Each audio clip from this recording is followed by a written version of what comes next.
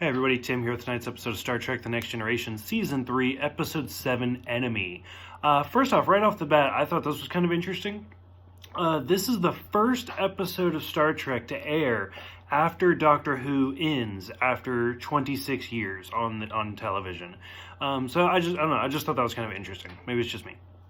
So this is a good episode, and it's an interesting episode that brings up a lot of questionable mentalities, or philosophies, I guess you could say. So this is the third Romulan episode that we've had, and it's probably the best Romulan episode we've had. The first one was the Season 1 finale, where we basically just briefly encounter them towards the end, and then there was the weird one in Season 2, that it was about halfway through Season 2, and now third episode and third seasons. So we've already surpassed the original series, which only had 2 episodes. And this I felt like was the first one that really kind of started to dive into their culture and just kind of the way they think and the way they process by little comments. So the main focus of the episode is the Enterprise is on a planet and there's a storm going on and it's making it difficult to beam in and out. Well, Riker, Worf, and an injured Romulan are able to beam out, and they have to leave Geordi behind. And Geordi's taken, quote-unquote, hostage by an injured Romulan. So while Geordi's on the planet, he's kind of making peace, and you, like I said, you start to get little pieces of their culture, because this Romulan makes comments about, like, oh, your species is weak because they let you survive while being blind and stuff like that. At the same time, we're dealing with this Romulan on the Enterprise that's dying. It turns out that he can survive from a blood transfusion, or basically what boils down to a blood transfusion. So Dr. Crusher goes through, like, all the different people in the ship, trying to find out, even checking the Romulan, or even checking the Vulcans, which Vulcans and Romulans come from the same place, years ancestor, whatever, you get it. But it's still not a match. Well, it turns out the only person that can donate the blood, basically, is Worf, and he refuses to do it. She says, like, if you don't do this, then you're condemning him to die. And he says, well, let him die. Even Picard tries and says, I can't order you to do this. And Worf says, if you don't order me to, then I'm not doing it, because he can die. So it's it starts to get into a race allegory where he just doesn't care, because the Romulans were responsible for his parents' death that caused him to be an orphan at Khitomer, I believe he said.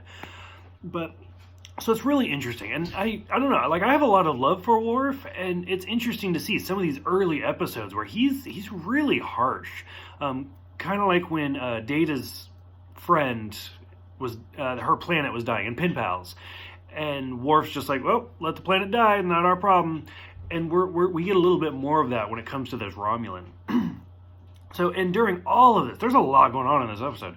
During all of this, a Romulan bird of prey, battlecruiser, whatever, crosses the neutral zone because they know that there's 2 Romulans on this planet, and they want to get there before they're caught.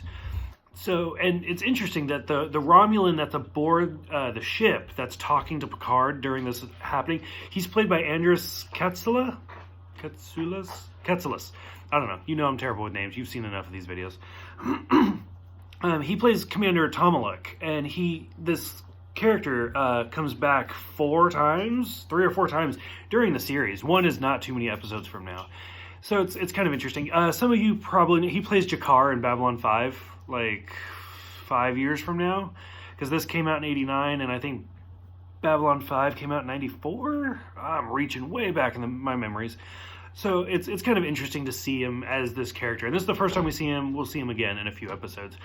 And so that just kind of proves how we're starting to get more and more into the Romulans. So I think it's really interesting.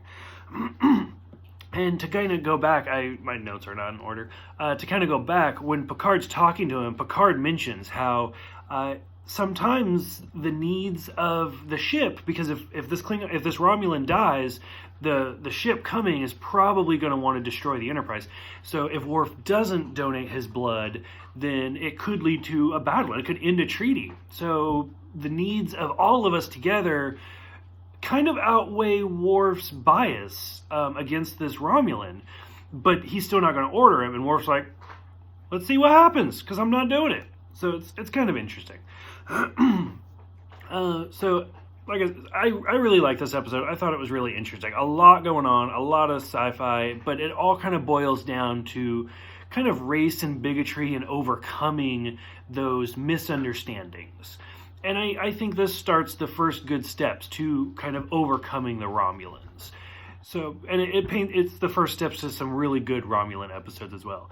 Kind of out in the middle of nowhere, I think it's also interesting that Star Trek evidently has hair extensions, because I swear to God, Dr. Crusher's hair grew like a foot from the last episode. But whatever.